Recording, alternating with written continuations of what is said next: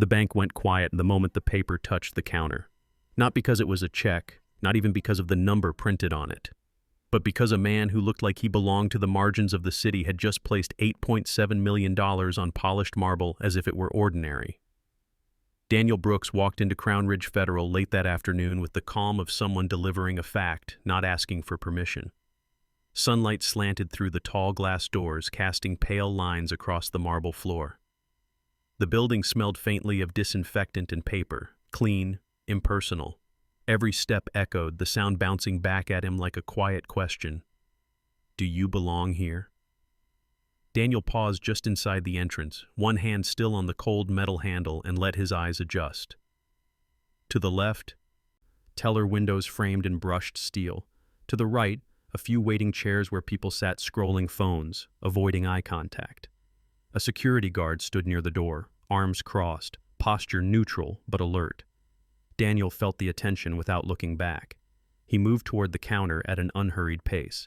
His jacket was worn at the cuffs. His jeans were clean but faded.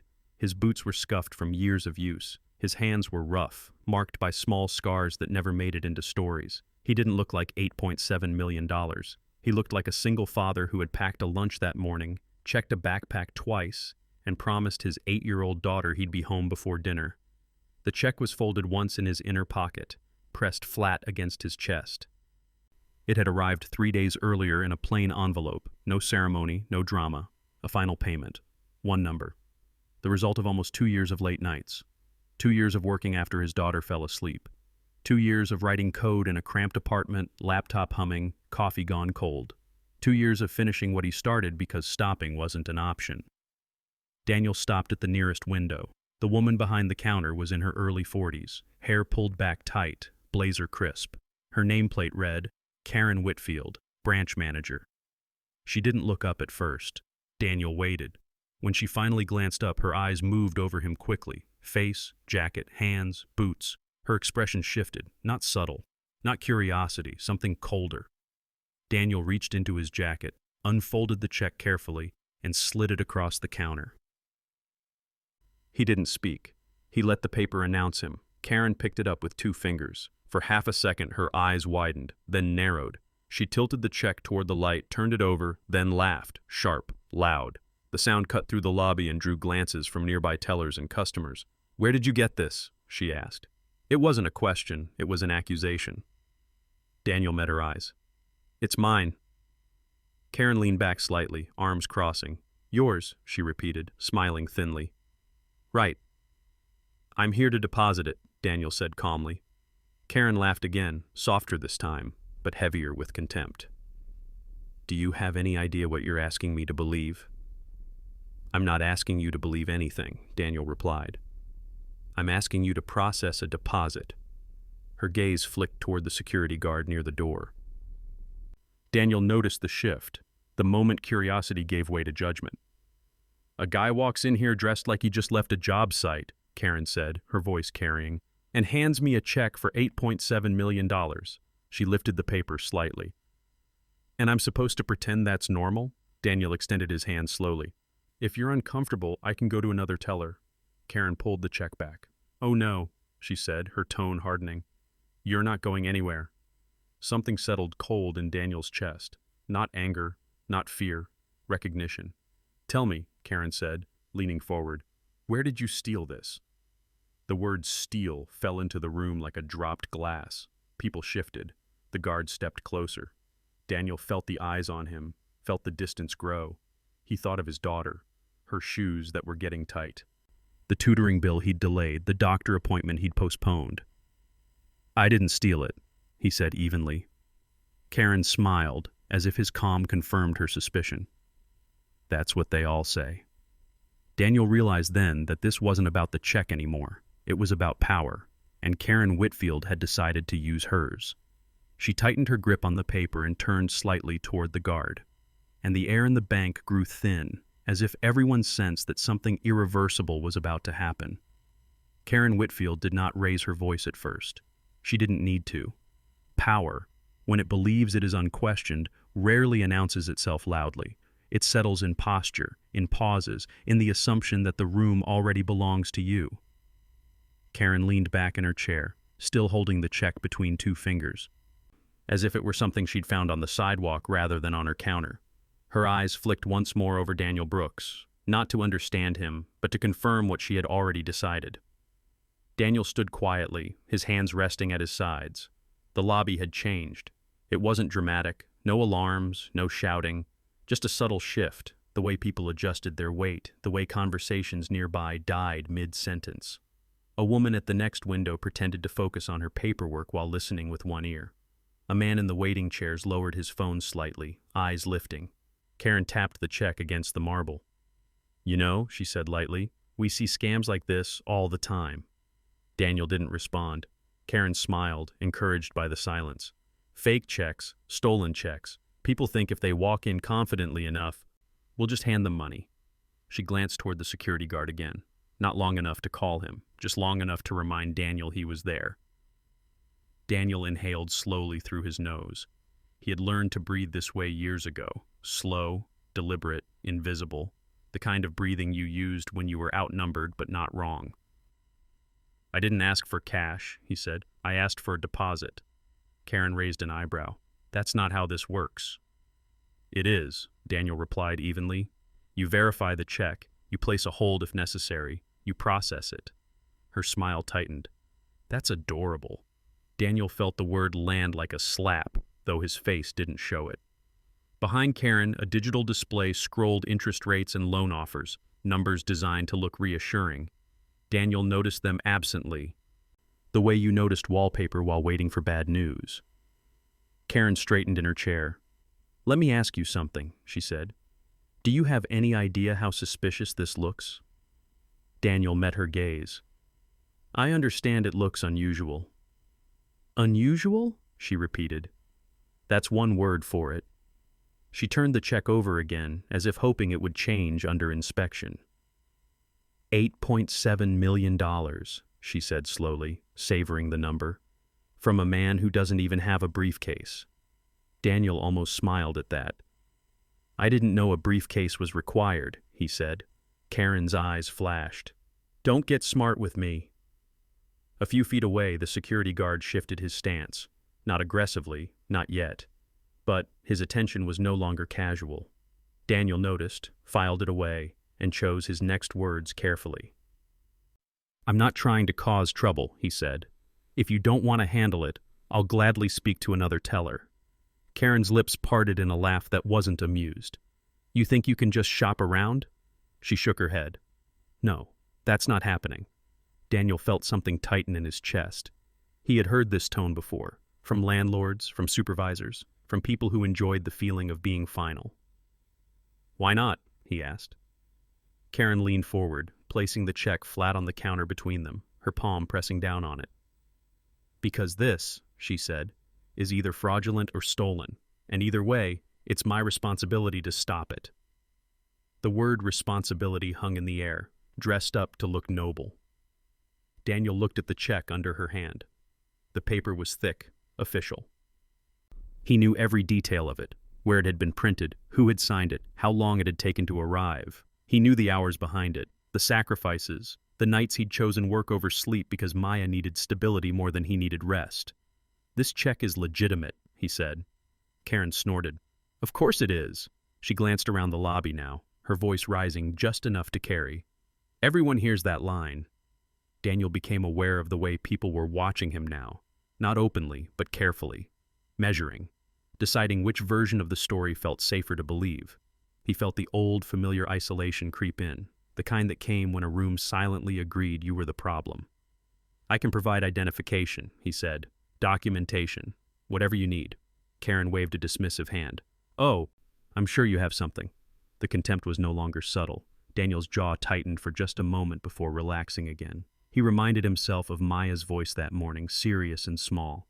"Don't forget you said you'd be home." He wasn't going to explode here. Exploding never helped. "I'm asking you," he said carefully, "to follow standard procedure." Karen laughed outright now. Standard procedure applies to standard clients. That did it. Not outwardly. Daniel didn't react the way Karen might have expected. He didn't argue, didn't raise his voice, didn't point out the insult hanging plainly between them. but something shifted inside him. He realized with a sudden clarity that nothing he said would change her mind. Karen Whitfield wasn't listening. She was performing. For herself, for the room, for the invisible audience that validated her authority. Daniel extended his hand again, palm up. "Then give me the check back." Karen's eyes dropped to his hand. Slowly, deliberately, she pulled the check closer to herself. "No," she said. The word was quiet. Absolute.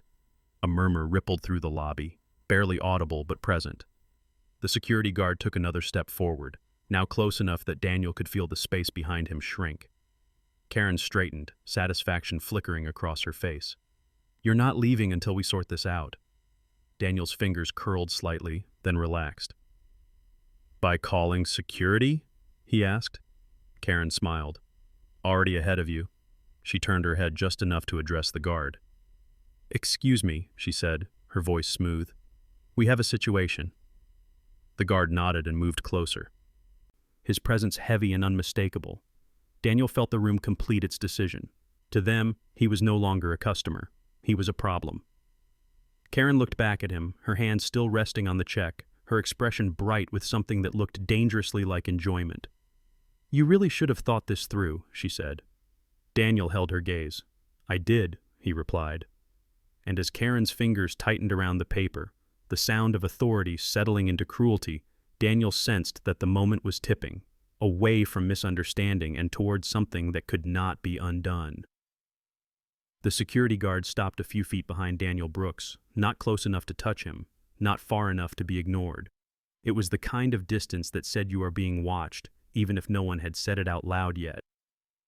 Daniel felt it immediately, the subtle pressure at his back, the narrowing of space. Years earlier, that sensation might have made his shoulders tense, his voice sharpen.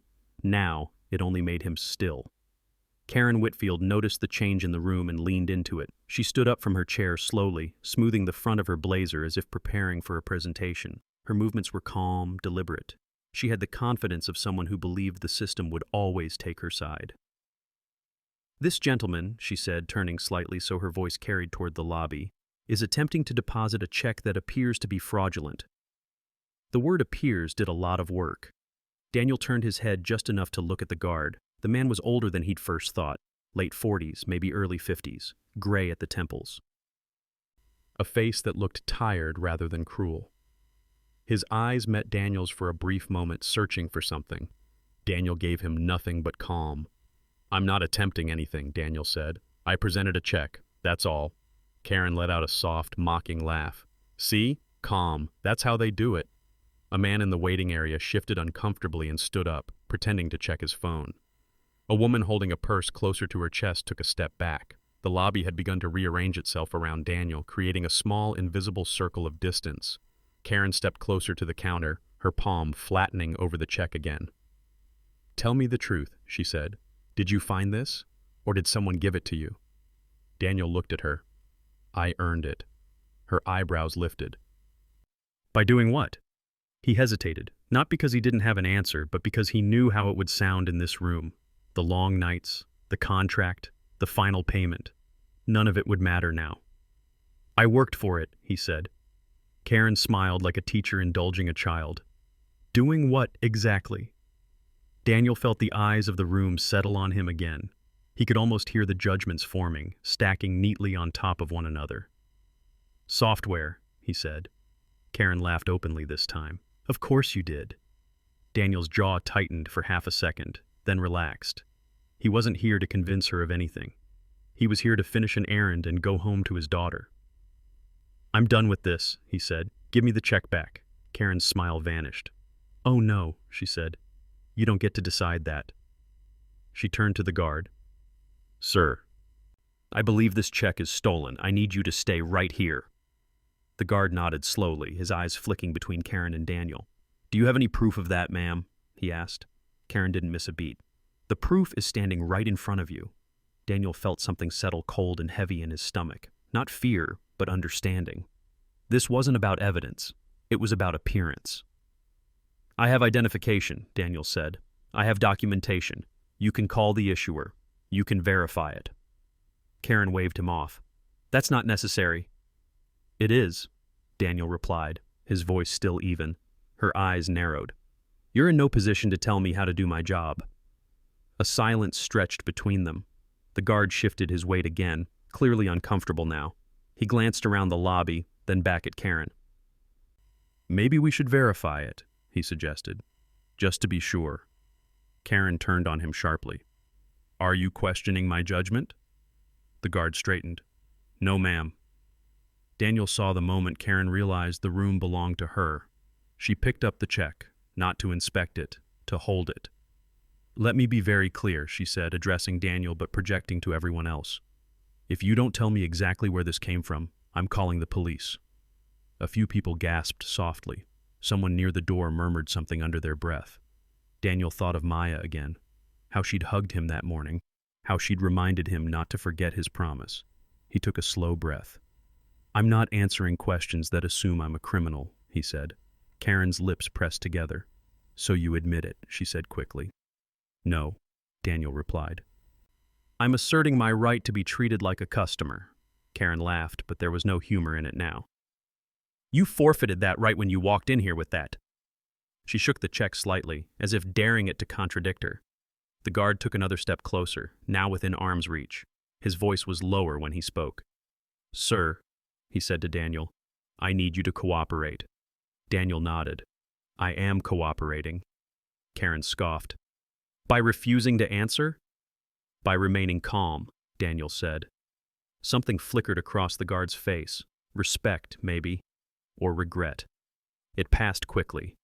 Karen leaned forward, her voice dropping to something sharp and intimate. You should have thought this through, she said. People like you always make the same mistake. Daniel met her eyes. And what's that? Believing you belong in places like this.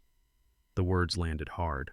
For a moment, Daniel considered responding, considered listing his credentials, explaining the work, proving her wrong with facts. He imagined the satisfaction of watching her expression change. Then he saw Maya's face again, and he let the thought go. I'm leaving, he said. Karen blocked the check with her arm. No, you're not. Daniel looked at her hand on the paper. Then this ends badly. Karen smiled. I think it already has. She looked down at the check once more, her fingers tightening, her shoulders squaring as if bracing for an act she had already justified in her mind. The lobby felt suspended, every breath held, and Daniel realized with a sudden clarity that whatever Karen Whitfield was about to do, she believed the room would protect her when she did it, and that belief was about to be tested. No one spoke. That was the first thing Daniel noticed, the silence. Not the peaceful kind, but the tight, watchful kind that pressed against his ears. The kind that made every small movement feel louder than it should have been. Karen Whitfield still held the check, not loosely, not carelessly. She held it the way people held things they believed they had the right to destroy. The security guard stood close now, close enough that Daniel could feel the warmth of another body behind him. The man hadn't touched him again, but he didn't need to. His presence alone had narrowed the space, had quietly informed the room that this situation was no longer private. Karen looked around the lobby, taking inventory. A woman near the waiting chairs avoided Daniel's eyes and gathered her purse onto her shoulder. A man who had been filling out a deposit slip folded it in half and slipped it into his pocket, deciding, silently, to finish his business somewhere else. Even the tellers at the other windows had gone still, their hands hovering over keyboards, pretending not to listen. But everyone was listening. This is exactly how it starts, Karen said, her voice calm and practiced. Confusion, evasion, people trying to move on before we can verify anything. Daniel turned slightly, just enough to keep her in his field of vision without giving up ground. I've offered verification, he said. You refused it. Karen smiled as if he'd made her point for her. You offered stories. The word stories landed wrong. Daniel felt a flicker of something in his chest, something sharper than disappointment, but he pressed it down. He had learned long ago that showing emotion in rooms like this never worked in your favor. I offered documentation, he said, and patience. Karen shook her head slowly, pity painted across her face. What you offered, she said, was an insult to this institution. Daniel almost laughed at that. Instead, he stayed quiet. Karen glanced at the security guard again. "I don't feel safe," she said. The words were soft, carefully chosen. The guard stiffened. "Ma'am?" "I don't feel safe handling this situation alone," Karen repeated. "I want this man escorted out until we contact the authorities." A murmur rippled through the lobby, low and uncertain. The guard hesitated. Daniel could see it, the moment where the man's instincts collided with his orders. "Sir," the guard said quietly to Daniel, "I'm going to need you to step away from the counter." Daniel turned his head and looked at him fully for the first time. Up close, the guard's eyes were tired. Not cruel, not eager, just worn down by years of choosing the path that caused the least trouble. "I'm not resisting," Daniel said, "but I'm not leaving without my property." Karen let out a short laugh. "Property?" she echoed. "That's rich." She lifted the check again, holding it up as if displaying evidence. "You're lucky I'm handling this discreetly." Daniel's gaze stayed on the paper. He knew exactly how much weight it carried and how fragile it actually was. "You don't know what that represents," he said quietly. Karen shrugged. "I know exactly what it represents." She leaned forward, lowering her voice just enough to feel personal. "A mistake, and a bad one." The guard cleared his throat. "Ma'am, maybe we should just place a hold." Karen cut him off with a glance. "I've already decided." There it was. Not concern, not caution, decision. Karen straightened, her shoulders squaring as if she were bracing herself for applause instead of consequences. She looked at Daniel one last time, her eyes hard and bright. "People like you always think you can walk into places like this and be treated the same," she said, "but respect is earned." Daniel met her gaze. "So is decency." For a brief moment, just a flicker, something crossed her face. Annoyance, or maybe doubt. Then it vanished. Karen gripped the check with both hands. The motion was small, almost casual. But Daniel saw it immediately. He felt it in his chest like a sudden drop. "Don't," he said. It wasn't loud.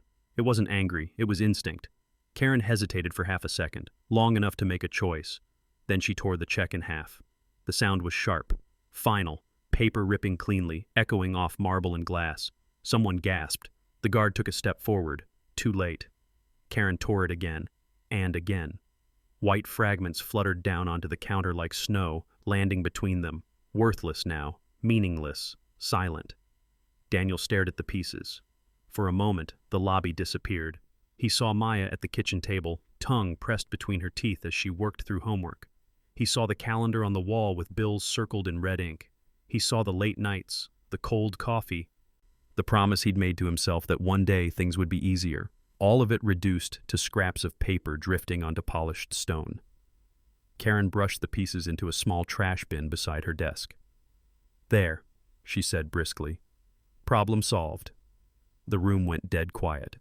The guard's hand hovered uncertainly near Daniel's shoulder again. But he didn't touch him this time. He looked shaken.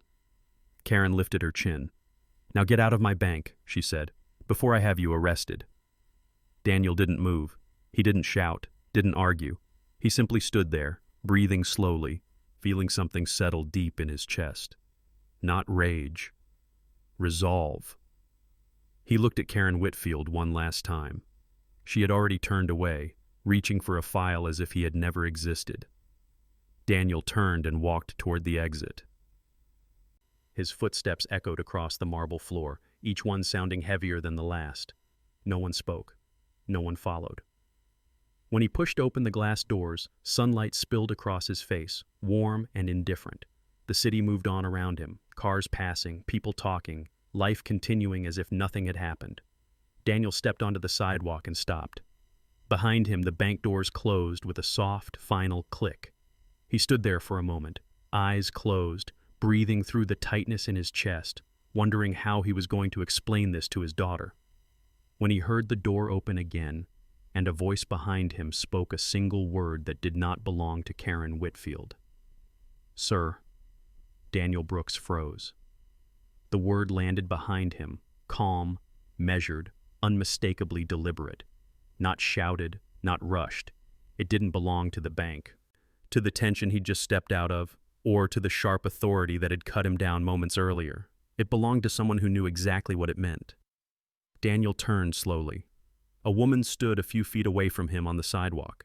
Mid-50s, maybe. Tailored charcoal suit, clean lines, no jewelry except a watch that caught the light briefly when she lowered her hand. Her hair was silver and cut short, not styled to impress, but to stay out of the way. Her posture was straight, unhurried. She looked like someone who had spent a lifetime entering rooms where people stopped talking when she arrived. She studied Daniel with a steady gaze, not curious, not suspicious, assessing. "Were you just inside?" she asked. Daniel nodded once. "Yes." The woman glanced past him at the glass doors of Crown Ridge Federal, then back at his face. "Did something happen in there?" Daniel hesitated. He felt the familiar instinct to deflect, to downplay. It would be easier to say nothing, to carry the weight home alone and spare himself one more explanation. "It's fine," he said quietly. The woman didn't move. She tilted her head slightly, as if listening to something he wasn't saying. "I don't think it is."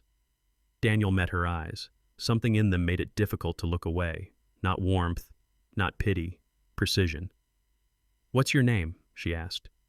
"Daniel Brooks." The effect was immediate, not dramatic, not exaggerated, just a subtle tightening around her eyes, the smallest pause before she nodded, as if a piece had slid into place. "Mr. Brooks," she said, "I believe we should go back inside." Daniel felt his chest tighten again, but differently this time. "I don't think that's a good idea," he replied. "I've already been asked to leave." The woman's expression didn't change. "I'm aware." That stopped him. She extended her hand, palm open, not demanding, inviting. "Evelyn Hart," she said, "Regional Director." The words didn't register all at once. Daniel had just been stripped of dignity in that building.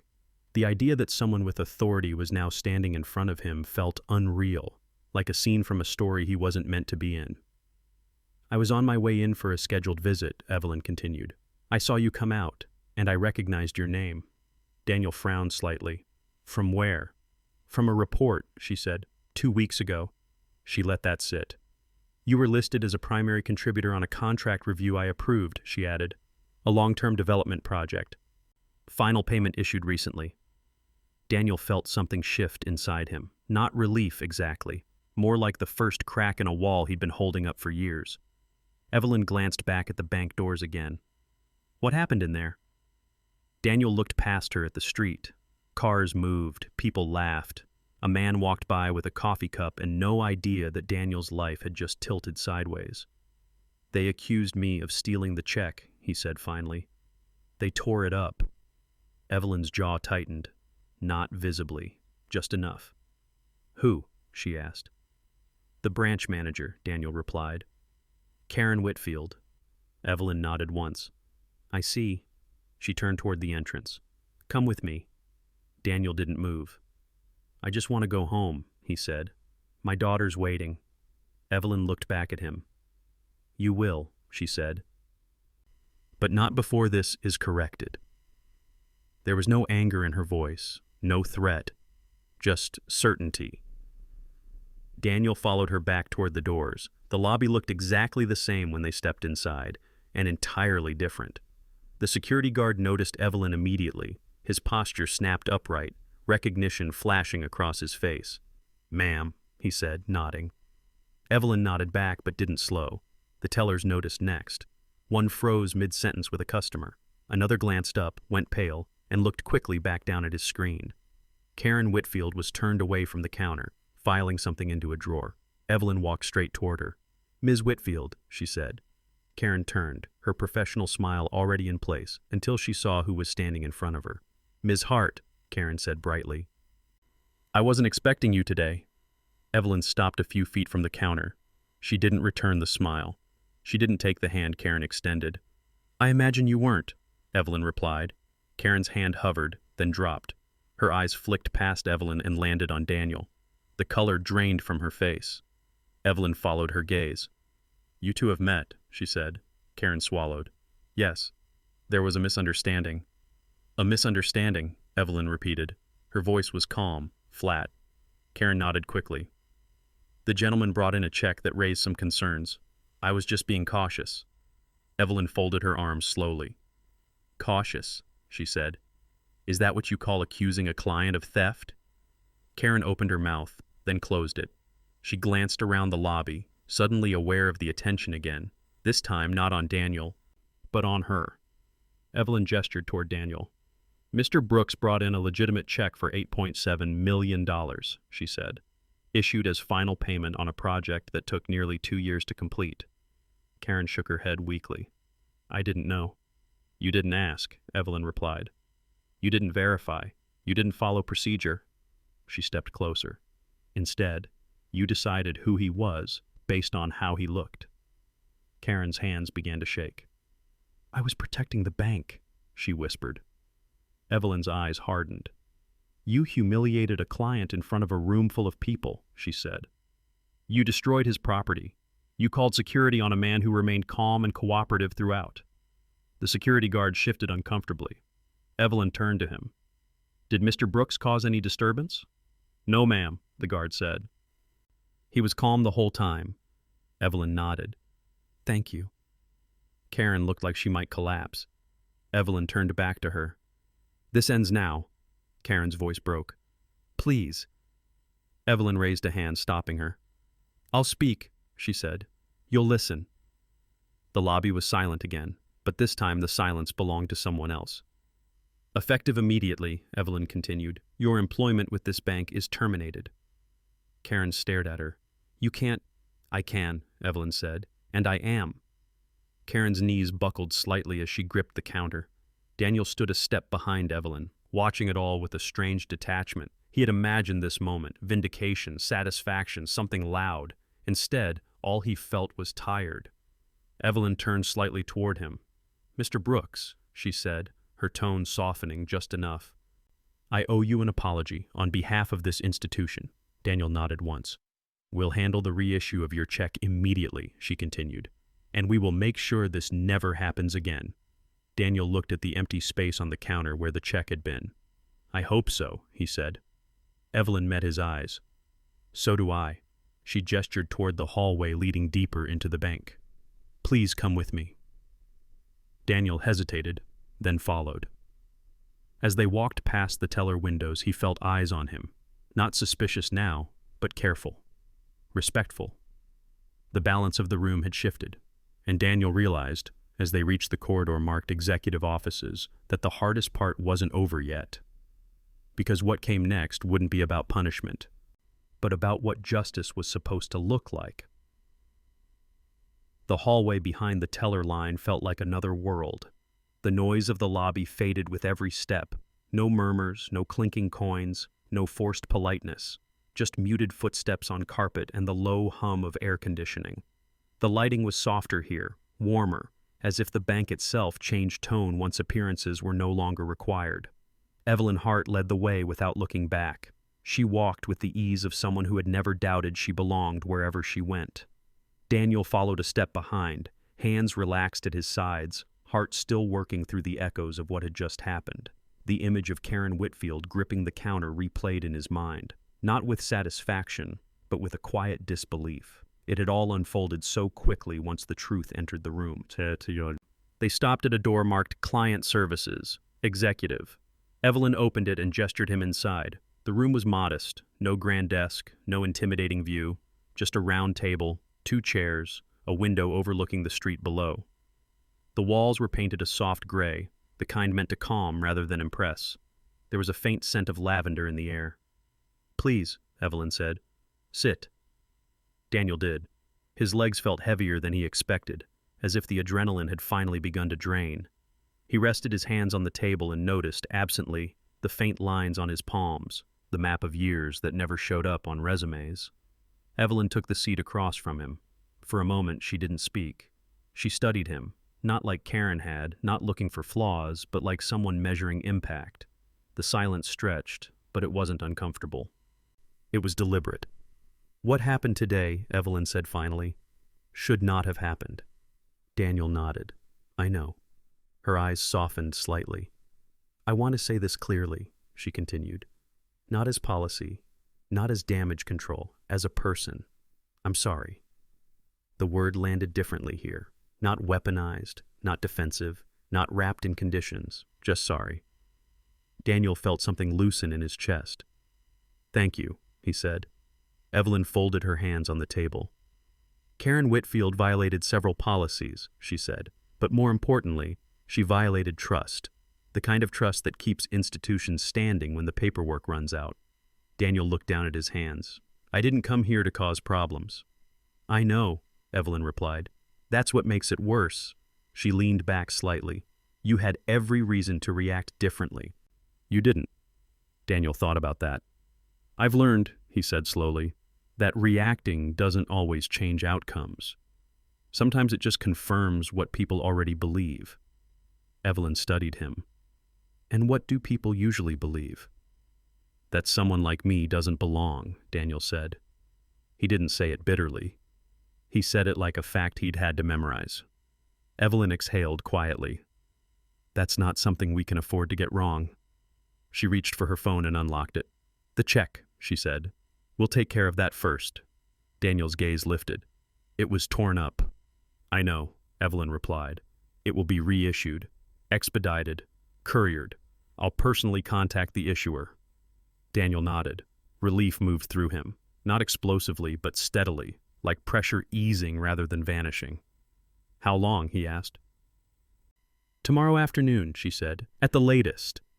He hadn't realized how tightly he'd been holding that question until it was answered. Thank you, he said again. Evelyn waved it off. This isn't a favor, it's a correction. She paused, then added, but there's something else. Daniel waited. I want to understand something, Evelyn said. When she accused you, when she called security, when she tore up the check, why didn't you fight back? Daniel leaned back slightly, considering the question. I thought about it, he admitted, about explaining everything, proving her wrong. And, Evelyn prompted. And I realized it wouldn't matter, Daniel said. She had already decided who I was. Anything I said would have sounded like an excuse. Evelyn nodded slowly. You chose dignity. I chose my daughter, Daniel corrected gently. I didn't want her growing up hearing stories about how her father lost his temper in a bank. The words settled between them. Evelyn looked at him with something like respect now, not the professional kind, but the human kind. That restraint, she said, is rarer than most people think. Daniel shrugged. It gets easier when you don't expect fairness. Evelyn's expression tightened. It shouldn't. She stood and walked to the window, looking down at the street below. We train people on procedures, she said. We don't always train them on humility. She turned back. That will change. Daniel believed her, not because she promised, but because she spoke like someone who had already started. There will be a review, Evelyn continued, not just of Karen's actions, but of how many others felt comfortable watching them happen. Daniel thought of the room, the averted eyes, the silence, the way no one intervened. That matters, he said. It does, Evelyn agreed, and it will be addressed. She returned to her seat. Before we leave here, I want you to know something else. Daniel met her gaze. You are not an exception, she said. You're not someone we treat well because you turned out to be important. You should have been treated well from the moment you walked in. Daniel absorbed that slowly. I appreciate hearing that, he said. Evelyn smiled faintly. Good, because I mean it. She stood again and gestured toward the door. I'd like to walk you out. You don't have to, Daniel said. I know, she replied, but I want to. They stepped back into the hallway. As they walked toward the lobby together, Daniel felt the shift before he saw it. Conversations lowered, heads turned. The same people who had watched him earlier now watched differently, not with suspicion, but with recalibration. The guard straightened as they passed. He met Daniel's eyes briefly and gave a small nod. Daniel returned it. At the entrance, Evelyn stopped. I'll call you tomorrow, she said, when the check arrives. I'll be here, Daniel replied. She handed him a card. He slipped it into his pocket, the paper feeling heavier than it should have. As Daniel pushed open the glass doors, sunlight washed over him again. The street was the same as before, cars, noise, movement, but he felt changed. Evelyn stood just inside the doorway, watching him go. Mr. Brooks, she called. Daniel turned. Don't let what happened today make you smaller, she said. It already tried. Daniel nodded once. He stepped outside and began walking toward his car, his phone buzzing with a message from his neighbor asking when he'd be home. Soon, he typed back. Very soon. And as he drove away, Daniel realized that the story hadn't ended inside the bank. Because the next chapter would be about what accountability looked like when the doors closed and the witnesses were gone. By the time Daniel Brooks reached his car, the adrenaline had fully drained. What remained was a dull heaviness, an exhaustion that settled into his bones the way winter did when you stood outside too long. He sat behind the wheel for a moment without starting the engine, hands resting on the steering wheel, eyes fixed on nothing in particular. Justice, it turned out, was quieter than he had imagined. Inside the bank, Evelyn Hart stood alone in the lobby long after Daniel left. The tellers had returned to their stations. Customers resumed their business with the cautious politeness of people who had just witnessed something uncomfortable and were eager to pretend it hadn't happened. The marble floors gleamed the same way they always had. On the surface, Crown Ridge Federal looked unchanged, but underneath, the structure had shifted. Evelyn turned toward the security guard. "I need a statement," she said. "Everything you saw. Everything you heard." "Yes, ma'am," he replied, already reaching for a clipboard. She nodded and moved to the nearest teller window. "You as well," she said to the young man behind the glass. "And the two employees who were working adjacent to Ms. Whitfield," the teller swallowed. "Right away." No one argued. No one rolled their eyes. Authority, when it arrived without theatrics, had a way of clarifying priorities. Evelyn walked back toward the hallway, her heels soft against the carpet, and stopped outside the break room. The door was closed. Karen Whitfield sat inside. She had placed her badge and keys on the small table by the door, just as she'd been instructed. Her hands trembled as she clasped them together in her lap. The confident posture she'd worn all afternoon had collapsed, leaving behind something smaller and frightened. Evelyn knocked once before entering. Karen looked up, eyes red-rimmed. "Please," she said before Evelyn could speak. "I made a mistake." Evelyn closed the door behind her. "Mistakes," she said calmly, "are errors in judgment that can be corrected. What you did today was a choice." Karen shook her head. "I was trying to protect the bank." Evelyn crossed her arms. "You protected your authority," she replied, "at the expense of a client's dignity." Karen's shoulders slumped. "I didn't know who he was." "That," Evelyn said quietly, "is exactly the problem." Karen's voice cracked. "I have a family. I have bills. I can't lose this job." Evelyn didn't raise her voice. She didn't harden her tone. "You didn't think about his family," she said, "or his bills, or the consequences of destroying his property." Karen stared at the floor. "This conversation is no longer about employment," Evelyn continued. "It's about accountability." She turned and left the room, the door closing softly behind her. Back in the executive office, Evelyn placed her phone on the table and dialed a number she knew by memory. "This is Evelyn Hart," she said when the line connected. "I need to initiate a formal incident review." "Yes, immediately." She listened, her expression steady. "Yes," she said. "Bias-related misconduct, destruction of client property, escalation without cause." She ended the call and sat back. For years, Evelyn had watched organizations handle situations like this quietly. Settlements, apologies, emails carefully worded to admit nothing. Today would not be handled that way. She opened her laptop and began drafting a report, not a summary, a record. Meanwhile, Daniel drove home through streets that felt unfamiliar despite having traveled them for years. Traffic lights changed, pedestrians crossed. Life continued with indifference. His phone buzzed again. "Mrs. Alvarez. She's doing homework, don't worry." Daniel exhaled slowly. "Thank you," he typed back. At home, Maya met him at the door with a smile that erased half the weight he carried. She talked about her day, about a spelling test, about a friend who had shared her snack. Daniel listened, nodding, responding, doing his best to be present. Later, after she'd gone to bed, he sat alone at the small kitchen table. He thought about the way Karen Whitfield had looked at him. He thought about the silence of the room, and he wondered how many times similar scenes had played out without someone like Evelyn Hart walking in afterward. The next morning, the bank opened as usual. But behind closed doors, things moved quickly. Human resources arrived early. Statements were collected. Security footage was reviewed. Emails were flagged. Procedures were pulled and reread. Karen Whitfield was escorted out quietly, without ceremony. By noon, an internal memo circulated across all regional branches. Subject: immediate policy reinforcement and mandatory training. It outlined new requirements: bias awareness sessions, customer treatment protocols, escalation procedures. Attendance was not optional. Some employees skimmed it, others read it twice. A few felt uncomfortable. Evelyn considered that a good sign. By mid-afternoon, Daniel's phone rang. "This is Evelyn Hart," the voice said. Daniel stepped away from his desk at home. "Yes?" "The replacement check arrived," she said. "Couriered. Secure. You can pick it up at any branch you prefer." Daniel closed his eyes briefly. "Thank you." "There's more," Evelyn added. "I wanted you to know we're not treating this as an isolated incident." Daniel was quiet. "Your experience," she continued, "is now part of our training material. Anonymized but intact, people will see what happened, and they'll be required to discuss it."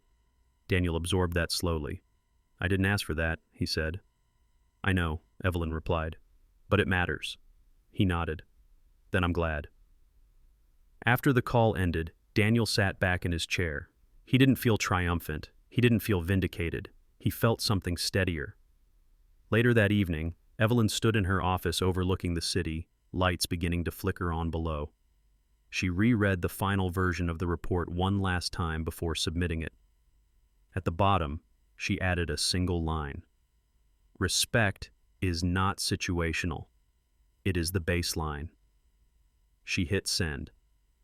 Across the city, Daniel helped Maya pack her backpack for the next day. She asked if everything was okay now. "Yes," he told her. "It is." She nodded, satisfied. As Daniel turned off the lights and headed toward his bedroom, he realized that the story was no longer about what Karen Whitfield had done, but about what would happen when consequences reached beyond one person and into the system that had protected her. That evening, the apartment felt different. Nothing had changed physically. The walls were still the same off-white. The couch still bore the faint indentation where Daniel Brooks sat every night after Maya fell asleep. The kitchen table still wobbled slightly on one leg, fixed with a folded piece of cardboard he'd meant to replace for months. But something invisible had shifted.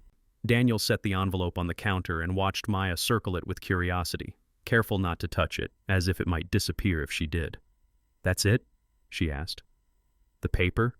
Daniel smiled faintly. "That's it." Maya frowned. "It doesn't look like much." "No," he said. "It never does." She accepted that answer the way children sometimes did, not because it made sense, but because it came from someone she trusted. She went back to her homework, humming softly, pencil tapping in uneven rhythms against the page. Daniel leaned against the counter and let himself breathe. For the first time in a long while, the future didn't feel like a wall. It felt like space. Later, after dinner and dishes and the familiar negotiation over bedtime, Daniel sat on the edge of Maya's bed while she arranged her stuffed animals in careful rows. "Dad?" she said. "Yes?"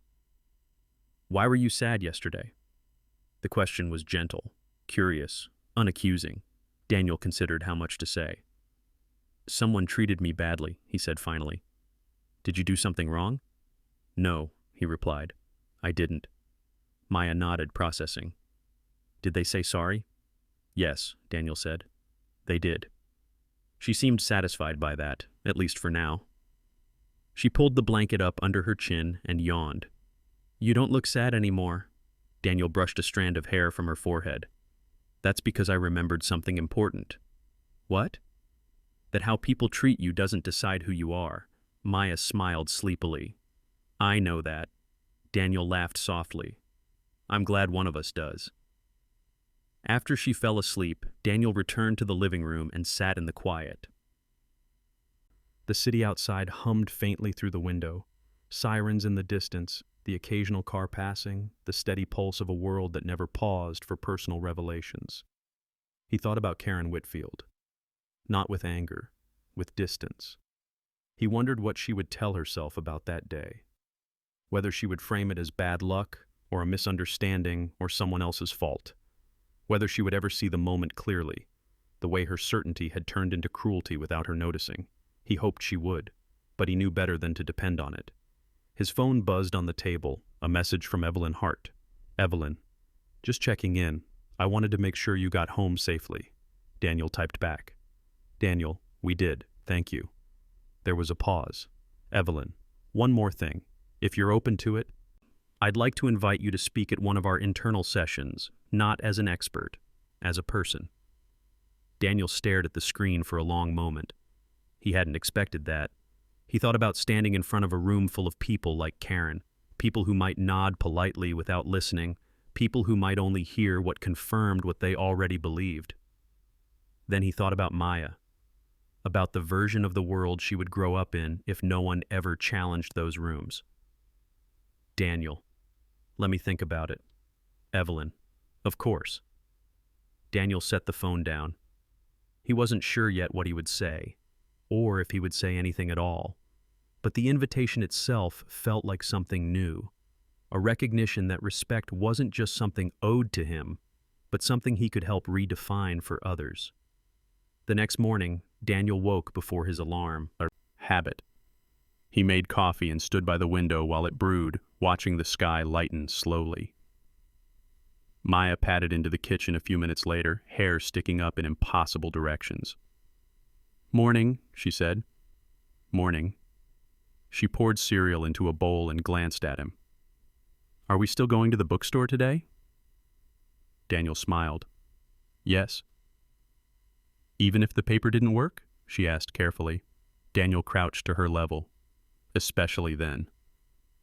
At the bookstore, Maya wandered the aisles like a person newly rich in time, pulling books off shelves, reading blurbs aloud, stacking them in Daniel's arms until he laughed and told her to pick her favorites. She chose 3. Daniel paid without looking at the total. On the drive home, Maya hugged the bag to her chest. "I like when people are nice to you," she said suddenly. Daniel glanced at her in the rearview mirror. "Me too." "But even when they're not," she added, "you're still my dad." The words landed quietly and completely. That night, after Maya had fallen asleep again, Daniel opened the envelope one more time. He didn't count the zeros. He didn't reread the details. He simply closed it and placed it back on the counter. Money, he realized, was never the lesson. Respect was. And respect, he understood now, wasn't something you demanded or proved. It was something you practiced, something you carried with you even when the room tried to take it away. As Daniel turned off the lights and headed toward his bedroom, he felt a sense of calm settle over him. Not the absence of struggle, but the presence of direction. Tomorrow, he would make decisions. Big ones, practical ones. But tonight, he allowed himself to rest in the knowledge that something essential had already been reclaimed. And as the apartment slipped into silence, Daniel knew that the final chapter of this story wouldn't be about banks or checks or titles, but about what he chose to do with the dignity he had refused to surrender. The check was deposited the next morning. There was no drama this time, no raised voices, no second looks. The teller smiled, typed, nodded, and printed a receipt on clean white paper. 10 minutes later, Daniel Brooks walked back out into the sunlight with nothing more than a folded slip in his pocket and a strange sense of quiet. He did not look back. On the drive home, the city felt ordinary again. Traffic lights changed on schedule, pedestrians crossed with coffee cups in hand. The world had not rearranged itself to celebrate his vindication, and that, Daniel realized, was exactly as it should be. At home, Maya was waiting on the front steps, backpack beside her, shoes swinging lightly as she hummed to herself. She looked up when she saw his car and ran toward him, arms open, as if the day had been holding its breath until he arrived. "Did it work?" she asked.